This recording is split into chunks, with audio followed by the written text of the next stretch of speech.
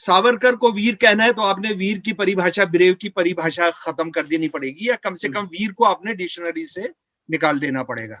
सावरकर साहब की ओरिजिनल मूल राइटिंग्स जो हैं उसको यूनिवर्सिटीज में पढ़ाना शुरू करना चाहिए। सावरकर साहब ने मुस्लिम लीग के साथ सन 1942 में जब सारा ये देश जेल बन गया था, कत्ले आम हो रहे थे, हजारों जगह फायरिंग हो रही थी, सिर्फ दो दलों पर प्रतिबंध नहीं लगा था, एक मुस्लिम लीग और एक हिंदू महासभा पर। इनके साथ मिलकर सन 1942 के अंदर सरकारें चलाई, बंगाल के अंदर, सिंध के अंदर, नॉर्थ वेस्टर्न फ्रंटियर के अंदर, और बंगाल के अंदर जो मुस्लिम लीग की सरकार थी उसका डिप्टी प्राइम मिनिस्टर, उस वक्त चीफ मिनिस्टर को प्राइम मिनिस्टर बोलते थे, deputy prime minister Shyama Prasad Mukherjee थे, और उनका काम था कि क्विट इंडिया मूवमेंट जो बंगाल में हो रही है उसको कुचलना। इस वक्त शमसुल इस्लाम है, वह पेशे से प्रोफेसर रहे हैं, शिक्षक रहे हैं, सबसे बड़ी बात सामाजिक कार्यकर्ता, एक्टिविस्ट है, और साथ ही साथ वह वीर सावरकर की वीरता की भूमिका को भी समझते हैं कि आजादी के आंदोलन में उनकी क्या भूमिका रही। सर, आपका स्वागत है जनज्वार में। हम आपसे यही से बातचीत शुरू करते हैं कि हमारी चिंता ही नहीं, देश भी जानना चाहता है, और अक्सर ये बहस होती रहती है कि वीर सावरकर को ही बीजेपी क्यों चुनती है, ऐसे विवादास्पद आदमी को क्यों चुनती है जिनके बारे में कहा जाता है माफी मांगा, ये किया, वो किया। नहीं मेरे प्यारे दोस्त, ये मतलब ये है कि विवादास्पद ही नहीं, यानी वो कंट्रोवर्शियल आदमी नहीं, वो एंटी नेशनल, एंटी माइनॉरिटीज तो है ही, एंटी दलित, एंटी वुमेन। हाँ, और बहुत सारे लोगों को ये गलत फहमी है कि सावरकर सिर्फ हिंदू ईसाइयों के खिलाफ थे। उनका अगर आप जानेंगे तो बहुत शर्म आने लगेगी। और मैं तो 40 साल से कह रहा हूँ कि सावरकर साहब की ओरिजिनल मूल राइटिंग्स जो हैं उसको यूनिवर्सिटीज में पढ़ाना शुरू करना चाहिए। एक हफ्ते के अंदर ये हिंदुत्ववादियों को पता लग जाएगा कि तो बहुत अच्छा सुझाव है सर, सरकार को इस पर विचार करना चाहिए ओरिजिनल राइटिंग पर। जो सन 1937 में वो बन गए हिंदू महासभा के प्रेसिडेंट, उनका अहमदाबाद वाला भाषण ही किसी सिलेबस में रखवा दें कि हिंदुस्तान के, भारत जो है एक राष्ट्र नहीं है, भारत जो है दो राष्ट्र हैं, एंटागोनिस्टिक, एक दूसरे से प्रतिद्वंदिता, झगड़ा रखने वाले राष्ट्र हैं, और एक हिंदू राष्ट्र है और एक मुसलमान राष्ट्र है, ये दोनों साथ रह ही नहीं सकते हैं। मैं तो कह रहा हूं कि उनका अहमदाबाद वाला रखवा देना सिलेबस के अंदर। चलिए अभी हम पहले जरा, जो आपने बहुत बुनियादी सवाल उठाया वीर, देखिए एक बात यह है कि अगर सावरकर को वीर कहना है तो आपने वीर की परिभाषा, ब्रेव की परिभाषा खत्म कर देनी पड़ेगी, या कम से कम वीर को आपने डिक्शनरी से निकाल देना पड़ेगा। और ये वीरता क्या है उनमें कि निकालना पड़ जाए? नहीं, उन्होंने बहुत वीरता की। और जो आरएसएस का जो अभी प्यार है ना, ये मैं आपको बताना चाहता हूं कि जब गांधी जी की हत्या में उनका नाम आ गया और वो साजिश में शरीक हो गए, और सरदार पटेल तक ने, श्यामा प्रसाद मुखर्जी और गोलवालकर जो उस वक्त में आरएसएस के चीफ थे, जी नहीं संघ चालक थे, सरसंघ चालक थे, जी आपने सही कहा। तो वो उनको चिट्ठी में लिखा कि आरएसएस वाले शामिल थे इसमें, ये माहौल बनाने में, उनको मरवाने में, और हिंदू महासभा का सावरकर के नेतृत्व में जो गैंग था ये उसकी हत्या में शामिल था। लेकिन कोर्ट में उनको जब छोड़ा गया तो उस पर अपील नहीं की गई, वो हमेशा एक सवाल बना रहा है। लेकिन मैं आपको ये बताना चाहता हूं कि गांधी जी की हत्या के बाद जब ये साफ तय हो गया कि ये सावरकर उसमें शामिल हैं, तो मैं चाहता हूं आरएसएस वालों को कि वो गोलवालकर जो उस वक्त उनके बॉस थे, उन्होंने जो सावरकर के बारे में लिखा था उसको पढ़वाइए। उन्होंने कहा सावरकर से हमारा कोई ताल्लुक नहीं है। सावरकर ने जो हिंदुत्व किताब लिखी वो कोई ठीक ठाक किताब नहीं थी, और कांग्रेस को सिर्फ गाली बकना, गांधी को गाली बकना जो है वो उससे नहीं होगा। देखिए आरएसएस यहाँ दो गेम खेल रही है। एक तो ये है कि जब उनको लगता है कि, और उन्होंने हमेशा किया है कि कोई लायबिलिटी बनना है तो उससे कहते हैं ये हमारा मेंबर नहीं है, ये हमारे साथ है नहीं। जैसे उन्होंने गॉडसे को कह दिया कि ये तो हमारा मेंबर नहीं है। जैसे कि देश के सामने कोई एक ऑथेंटिकेटेड आरएसएस की लिस्ट है जिसमें सब नाम राष्ट्रपति ने साइन करके रखे हुए या भारत की संसद ने शामिल करके रखे हुए कि जी जब आरएसएस वाला बोले कि ये रेपिस्ट जो है ये जो कातिल है, ये जो घर जलाने वाला है, ये मस्जिद को ढाने वाला है, ये मंदिर को ढाने वाला है, ये जो है किसी को आग लगाकर मारने वाला है, लूटने वाला है, लिंच करने वाला है काऊ के नाम पर, गाय के नाम पर, किसी दलित को या मुसलमान को, तो वो कह देंगे कि ये तो हमारा आदमी नहीं है। ये तो ऐसा ऐसा ऐसा लग रहा है कि जैसे कि कोई एक लिस्ट होती है जिसमें से वो देखकर बता देते भाई अगर वो लिस्ट है तो भारत के संविधान के साथ उसको लगवा दो। दारा सिंह जिसने क्रिश्चियन मिशनरी और उनके दोनों बच्चों को किस तरह से जलाकर मारा था उसके बारे में उन्होंने कह दिया। उन्होंने कह दिया हिंदू। देखें कि जब आप कह रहे थे कि अगर आरएसएस की ही सरकार है, जाहिर तौर पर बीजेपी की है, वो चाहे तो वीर सावरकर को कोर्स में पढ़ाए, तो ऐसी क्या बात है, सावरकर की क्वालिटी ऐसी क्या है कि बीजेपी अभिनंदन तो करती है, नमस्ते तो करती है, फूल माला चढ़ाती है, लेकिन सावरकर को कोर्स में नहीं पढ़ा पाती? ऐसी क्या बात है? नहीं, उसकी वजह है ना कि देखिए, उसकी वजह है कि जिस दिन आप सावरकर की सारी चिट्ठियों का, एक भिड़े साहब जो उनके सेक्रेटरी थे, एएस भिड़े, उन्होंने ये 900 पेज की किताब है, उसमें लिखा है कि सावरकर साहब ने ये सजेस्ट किया इंग्लैंड की रानी को कि आप इसको आजाद मत छोड़िए भारत को, इसको जो है नेपाल के राजा को दे दीजिए, क्योंकि नेपाल के राजा जो है सारी दुनिया के हिंदुओं के किंग हैं। और ये लिखा हुआ है वीर सावरकर ने, और जिसको कि अरे भाई साहब, मैं कब से कह रहा हूं कि आप सावरकर साहब के सारे जो आर्टिकल्स हैं, सारे जो लेखन है, कुछ तो अंग्रेजी में है, उसको डलवा दें, मराठी में उसका ट्रांसलेशन करा लें। और ये एएस भिड़े की जो किताब है, वो देखिए, अगर वो किताबों के नाम पर मैं जाऊंगा तो वो होगा, उनका डायरी है 1941 तक, हर चीज उसमें शामिल है जो उन्होंने टेलीग्राम लिखा। उस किताब के अंदर लिखा है कि सावरकर साहब ने 100 से ज्यादा अंग्रेजी सेना में हिंदुओं के भर्ती के लिए कैंप कराए, जबकि सुभाष चंद्र बोस जी जो है विदेशों से इनकलाबी सेना आईएनए के नाम से करके भारत को मिलिट्रीली आजाद कराने की कोशिश कर रहे थे। 1 लाख सावरकर साहब ने भाषण में बताया, हिंदू महासभा के भागलपुर के भाषण में, कि हमने 1 लाख हिंदू भर्ती कराए हैं। और उन्होंने सावरकर साहब ने मुस्लिम लीग के साथ सन 1942 में, जब सारा ये देश जेल बन गया था, कत्ले आम हो रहे थे, हजारों जगह फायरिंग हो रही थी, सिर्फ दो दलों पर प्रतिबंध नहीं लगा था, एक मुस्लिम लीग और एक हिंदू महासभा पर। इनके साथ मिलकर सन 1942 के अंदर सरकारें चलाई, बंगाल के अंदर, सिंध के अंदर, नॉर्थ वेस्टर्न फ्रंटियर के अंदर।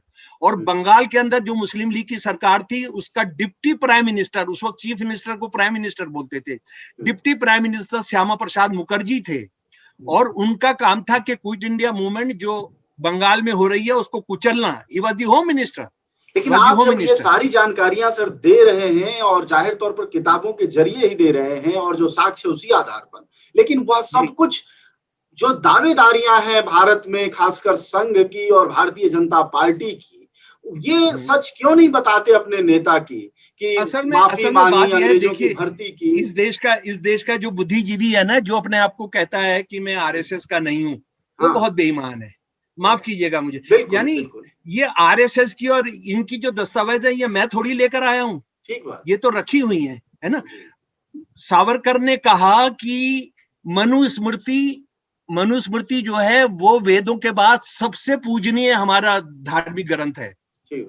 और आप जानते हैं कि मनुस्मृति का अगर चैप्टर 5, चैप्टर 8, चैप्टर 9 अगर आप लेंगे, जो श्लोक हैं, तो उसमें हिंदू औरत और जो शूद्र हैं, उनको जानवर के बराबर की भी हैसियत उनको हासिल नहीं है। और आप वीर, क्योंकि वीर सीधा आ गया ना, तो वीर, आरएसएस को और बीजेपी को अभी जो प्यार आ रहा है, इनको प्यार नहीं आया था जब अटल बिहारी वाजपेयी की सरकार थी, क्योंकि तब इनको लगता था कि इनका पूरी राजनीति पर कब्जा नहीं हुआ है, इनका ब्यूरोक्रेसी पर कब्जा नहीं हुआ है, पार्लियामेंट पर इनका पूरा कब्जा नहीं हुआ है। अब कब्जा हो गया इनका, तो इतना खुलकर बात कर रहे हैं। हालांकि वो प्रक्रिया उन्होंने वहीं शुरू कर दी थी 2004 से 2003 से, कि जब जो काला पानी है वो उनके नाम पर हो गया, वो उनके नाम पर हो गया। मैं आपको सिर्फ ये बताना चाहता हूं, मेरे पास तो जानकारी है और मैं ओरिजिनल कागजों पर काम करता हूं, मैं प्राइमरी सोर्सेज पर काम करता हूं।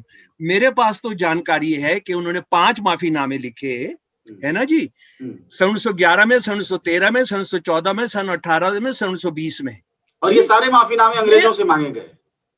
हाँ, लेकिन ये अभी आरएसएस से जुड़े एक बंदे की, ये सावरकर साहब के बहुत चाहने वाले अभी आए। असल में सावरकर पर जो निरंजन टकले साहब ने जो काम किया था, एक बहुत मशहूर पत्रकार है के, जो उन्होंने किया था, जिसकी वजह से उनको नौकरी से निकाला गया, वो उसके बाद एक ये मुहिम चल रही है अभी, ये 2 किताबें आई हैं सावरकर साहब की तारीफें।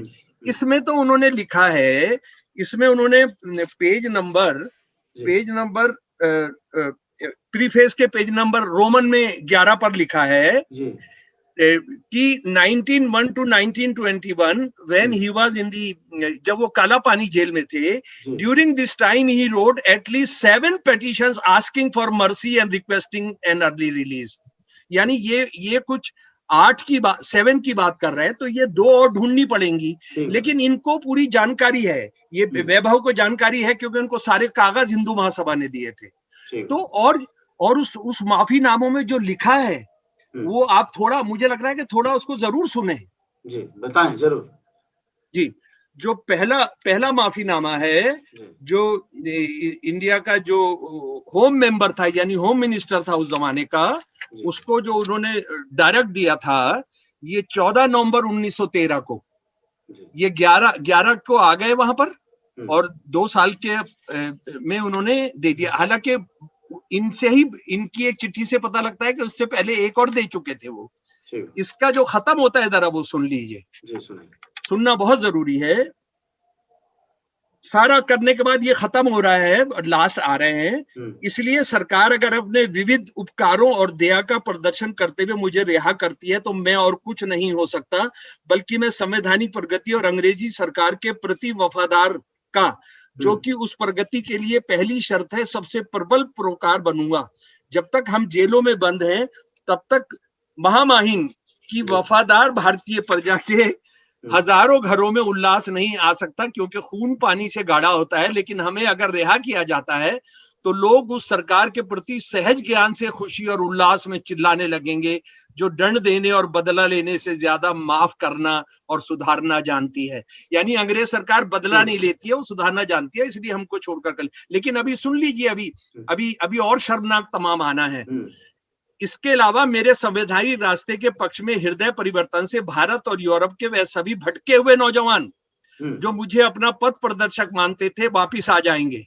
यानी भगत सिंह, राजगुरु, सुखदेव, अशफाकुल्लाह, जो अभी सावरकर को ये मानते थे कि वो बहुत बहादुरी से लड़ा है उन्होंने, आजाद जी, वो वापिस आ जाएंगे। सरकार जिस हैसियत में चाहे, मैं उसकी सेवा करने को तैयार हूं, क्योंकि मेरा मत परिवर्तन अंतकरण से है, और मैं आशा करता हूं कि आगे भी मेरा आचरण वैसा ही होगा। और सबसे सुन लीजिए, शर्मनाक, अगर थोड़ी सी भी हिम्मत है आरएसएस वालों को, उन्होंने चुल्लू भर पानी में डूब मरना चाहिए। इस सरकार को चुल्लू भर पानी में डूब मरना चाहिए। मुझे जेल में रखकर कुछ हासिल नहीं होगा। कौन लिख रहा है जनाब? ये वीर सावरकर। मुझे जेल में रखकर कुछ हासिल नहीं होगा, बल्कि इसकी तुलना में रिहा करने से उससे कहीं ज्यादा हासिल होगा। ताकतवर ही क्षमाशील होने का सामर्थ्य रखते हैं, और इसलिए बिगड़ा हुआ बेटा सरकार के अभिभावकीय दरवाजे के सिवा और कहां लौट सकता है। आशा करता हूं कि मान्यवर इन बिंदुओं पर कृपा करके विचार करेंगे। समझे? ये कम्युनिस्टों ने नहीं बनाई है। और उसके बाद जो दूसरी बड़ी उनकी है, वो कहां खत्म होती है? वो इसमें वो ये है सन 1920 की, जी सन 1920 की है ये, यानी ये उन्होंने भेजी, और इसके अंदर ही उन्होंने जिक्र किया 14 नवंबर सन 1913 को उन्होंने पहली भेजी थी, और उसके बाद उन्होंने 30 मार्च सन 1920 को लिखा, 30 मार्च सन 1920 को लिखा। और इस माफीनामे से लगता है कि उनकी बातचीत चलती रही थी वहां पर। उसका मैं अंत पढ़ रहा हूं। इसकी एक सबसे शर्मनाक बात यह है कि अंग्रेजों ने अगर कुछ इनकलाबियों को उनकी बीमारी या किसी वजह से छोड़ भी दिया था, तो ये उसकी शिकायत कर रहा है कि तुमने उनको तो छोड़ दिया, तुमने उनको छोड़ दिया, उनके जुर्म तो हमसे भी बड़े थे और वो कोई कातिल नहीं थे, वो सारे आजादी की लड़ाई के लड़ने वाले। तुमने उनको तो छोड़ दिया जिनका अंग्रेजों की सरकार को खत्म करने में हमसे भी बड़ा जुर्म था, और तुमने हमको रखा हुआ है। और ये लास्ट सुन लीजिए जी।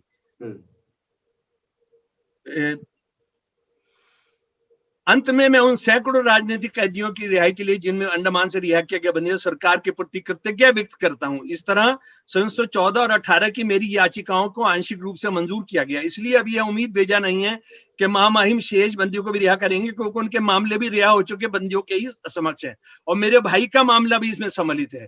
विशेष ये भी है कि विगत अनेक वर्षों से किसी प्रकार के उपद्रव या किसी प्रकार की अवस्था से हमारा राष्ट्र महाराष्ट्र पूरी तरह से मुक्त रहा। यानी वो कह रहा है कि महाराष्ट्र के अंदर आंदोलन खत्म हो गया।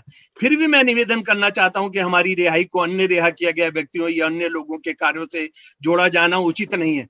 साहब बोल रहे हैं कि दूसरे क्रांतिकारियों के साथ हमारा कोई ताल्लुक नहीं था, उससे मत जोड़िए। अच्छा सर, तो अगर इतनी सारी बातें हैं तो जो हम पाठक भी समझना चाहेगा इस पूरी बातचीत के बाद, जो आपने साक्ष्य रखा और किताबों से देखकर बताया और यह भी कहा कि कोई कम्युनिस्टों ने नहीं लिखी है किताबें, वो ये एक बात जरूर दर्शक पाठक जानना चाहेगा कि फिर क्या मजबूरी है जिनमें इतनी गड़बड़ियां हैं। भारत में भगत सिंह हैं, अशफाकुल्लाह खां हैं, चलिए वो मुस्लिम है, उनको नहीं बना सकते। हिंदुओं में तमाम नायक हैं आजादी के, इन्हीं को पकड़े रहने की क्या कमजोरी है? नहीं, वो देखिए, वो इसलिए एक तो उनकी बेईमानी के एक वक्त में गाली भी बकी है उन्होंने जी, आरएसएस ने गाली बकी है खुलेआम इनको इसमें, है ना, और ये कहा है कि ये तो हमारा रास्ता नहीं, ये सब नहीं है, हम उनसे अलग हैं। और ये इनके बयान साबरकर के देने लगे कि उन्होंने खुद कहा था कि हमारा आरएसएस से कोई ताल्लुक नहीं है, ये सब है ना, वो पढ़ने तक बहुत। लेकिन बात ये है कि एक तो उनका कोई स्वतंत्रता आंदोलन में कोई नहीं है, वो कभी सरदार पटेल को पकड़ते हैं जिसने उन पर पाबंदी लगाई थी, गांधी जिनकी हिंदुत्व राजनीति को मानने वालों ने हत्या की थी उसकी फोटो लगाते हैं, है ना, उनको बाबा बोलते हैं। ये आजकल जो है उनको लग रहा है कि हिंदुत्व राष्ट्र बनने वाला है, और हिंदू राष्ट्र जो बनने वाला है तो उसमें किसकी किताबें, किसकी सोच चलेगी, इसकी सोच है। जो बात मेरे प्यारे दोस्त हमको समझना है वो ये है कि इन्होंने बंदी रहते हुए जो कुछ किया वो तो बहुत शर्मनाक था। बंदी जब ये आजाद थे उसके बाद जो इन्होंने किया वो बहुत शर्मनाक है। इन्होंने तिरंगे झंडे को हम नहीं मानते हैं, हम तिरंगे झंडे को नहीं मानते हैं और इसको हमको खत्म करना होगा। मैं आपको ये बात तो आरएसएस भी कहती रही है अपने तमाम कार्यक्रमों में कि हमारा झंडा अलग होगा। इस वजह से नहीं, इस वजह से दोस्ती है, इनकी जो दोस्ती है वो सुन लीजिए। इन्होंने कहा कि हमको ये खादी ग्राम का चरखे वाला झंडा हमको पसंद नहीं है। उस वक्त तिरंगे झंडे में चरखा होता था। उसके बाद 14 अगस्त 1947 को आरएसएस के मुखपत्र ने, अंग्रेजी मुखपत्र ने जो लिखा वो उसका हिंदी पढ़कर सुना रहा हूं आपको। वह लोग जो किस्मत के दांव से सत्ता तक पहुंचे हैं वह भले ही हमारे हाथों में तिरंगे को थमा दें, लेकिन हिंदुओं द्वारा ना इसे कभी सम्मानित किया जा सकेगा ना अपनाया जा सकेगा। 3 का आंकड़ा अपने आप में अशुभ है और एक ऐसा झंडा जिसमें 3 रंगों बेहद खराब मनोवैज्ञानिक असर डालेगा और देश के लिए नुकसानदेह होगा। अब आरएसएस को लग रहा है कि हिंदू राष्ट्र बनाने का समय आ गया, तो जो छुपा पड़ा था अब उसको सीधा बोल रहे हैं। और आपको एक बात और बता दूं, ये सिर्फ लिखने में विरोध नहीं करते थे। कांग्रेसी और समाजवादी जब तिरंगा झंडा लेकर निकलते थे उन पर हमला करते थे। 85 लोगों को शहीद किया इन्होंने। मैं उस जमाने के एक बहुत मशहूर नेता थे एनजी गोरे, आपने नाम सुना होगा मेरे प्यारे दोस्त। एनजी गोरे स्वतंत्रता संग्राम के बहुत बड़े समाजवादी नेता थे, है ना। उन्होंने सन 1938 में घटी एक घटना के बारे में अपनी जीवनी में जो लिखा है, जरा वो मैं बताता हूं आपको। मई दिवस के जुलूस पर किसने हमला किया? सेनापति बापट और गजानन कानिटकर जैसे व्यक्तियों पर किसने हमला किया? हिंदू महासभा वालों और हेडगवार के लड़कों ने यह सब किया। उन्हें सामान्य तौर पर मुसलमानों को सार्वजनिक दुश्मन नंबर 1 के तौर पर नफरत करना और कांग्रेस और उसके झंडे से घृणा करना सिखाया गया है। उनका अपना झंडा है भगवा झंडा, मराठा वर्चस्व का प्रतीक। उसके बाद आजाद रहते हुए एक और शर्मनाक घटना सुन लीजिए। ये बंदा जो था, हिंदू महासभा ये कहती थी मुस्लिम लीग की तरह से कि मुस्लिम लीग ये कहती थी कि मुसलमान राजे जो हैं वो मुसलमान धर्म के केंद्र है। और आप देखेंगे मुस्लिम लीग मुसलमान नवाबों की यहाँ पली बढ़ी। इसी तरह से हिंदू नवाब, हिंदू राजे जिन्होंने गद्दारी की थी 1857, वो आरएसएस पली वहां पर।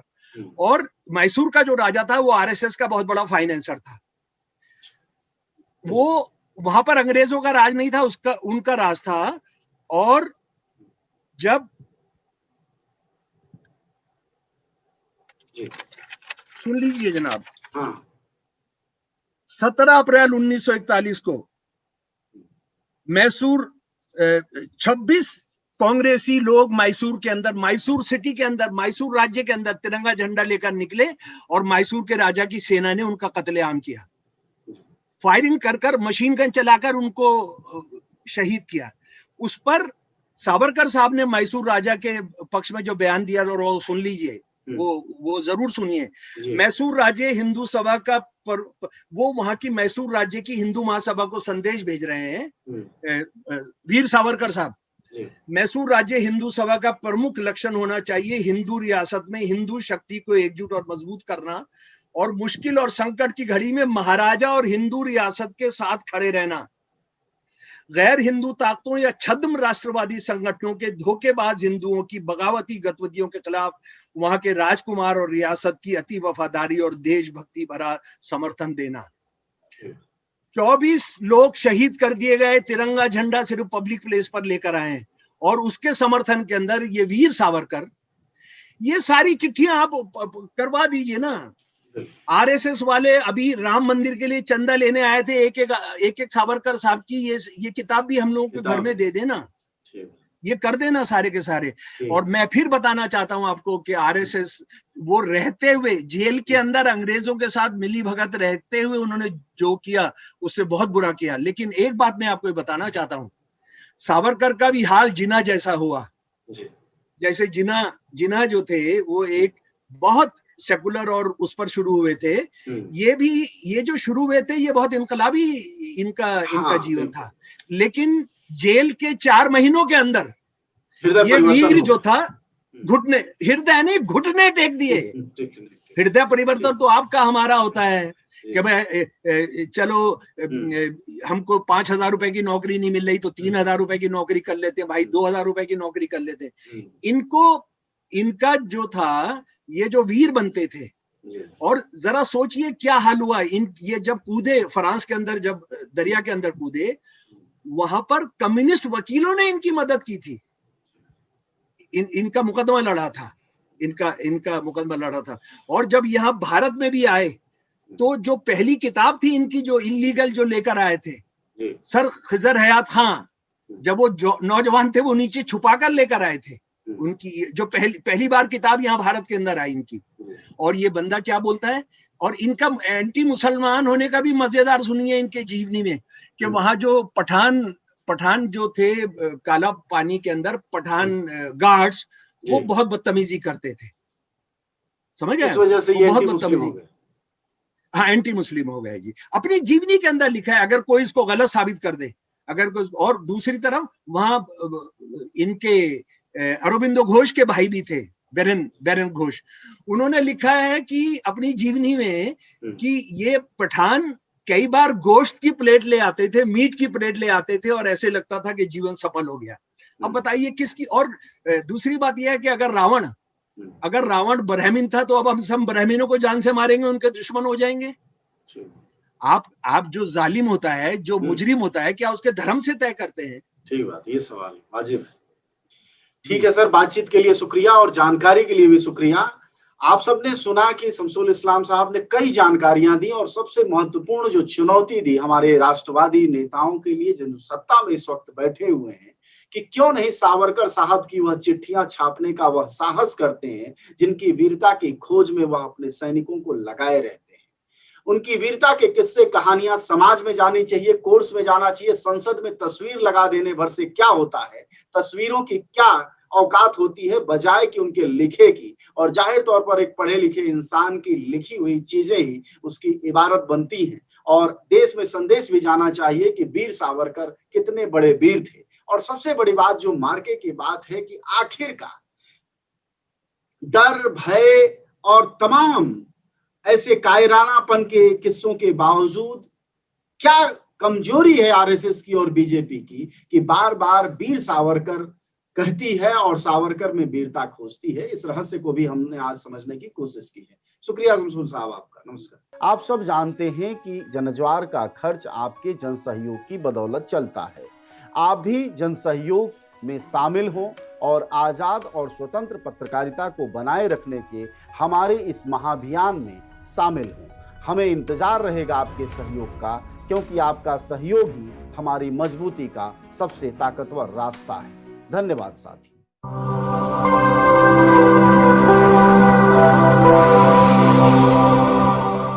जनज्वार जनता की मीडिया।